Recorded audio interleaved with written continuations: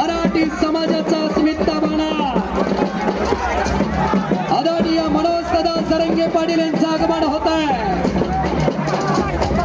प्रचंड गर्दी झालेली आहे। संचालकांना विनंती आहे थोडं पाठीमागं सरकून दादांच्या भोवती साखळीचं कडं निर्माण करायचं आहे।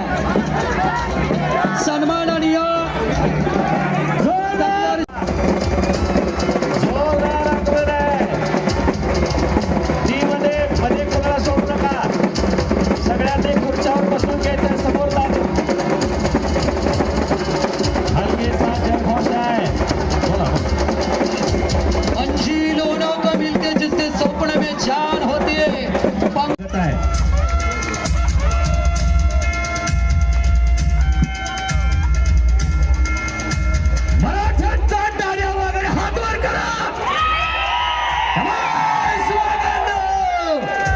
लढाई जिंकल्याशिवाय मागे हटायचं नाही।